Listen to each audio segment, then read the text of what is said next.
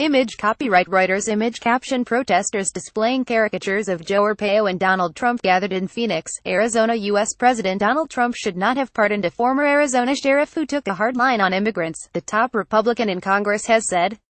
Paul Ryan, Speaker of the House of Representatives, spoke out after Mr. Trump pardoned Joe Arpaio, convicted last month of criminal contempt. Mr. Arpaio had defied a court order to stop traffic patrols that targeted immigrants suspected of being illegal. President Trump tried to have the case dropped months ago, U.S. media say.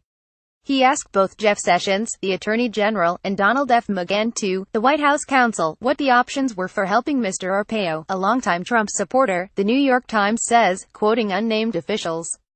Mr. McGahn and Mr. Sessions both promptly told the president the case could not be dropped and the charges wiped away, according to the officials, speaking anonymously.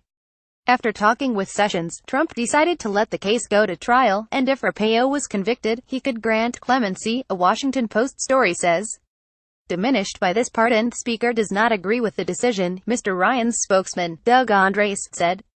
Law enforcement officials have a special responsibility to respect the rights of everyone in the United States. We should not allow anyone to believe that responsibility is diminished by this pardon.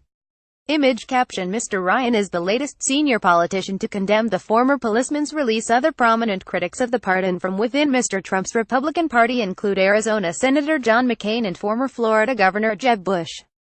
Arizona's other Republican Senator, Jeff Flake, also condemned the move, as did Democrats and human rights campaigners. Mr. Arpaio, 85, has described his conviction as a witch hunt by the Obama Justice Department.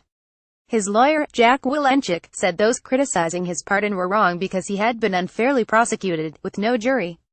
Image caption Mr. Arpaio, 85, has hinted that he may stand again for public office following his pardon. The pardon is unusual in several respects, according to an Associated Press analysis. Arpaio did not submit an application through the Office of the Pardon Attorney. His pardoning took place before he was sentenced. Sentencing had been set for 5 October. He was pardoned for a misdemeanor offense, which carries a penalty of less than a year in jail, when generally those seeking a presidential pardon have been convicted of felonies. The former sheriff was an eager supporter of Mr. Trump's campaign to become president, and backed tougher policies to combat illegal immigration.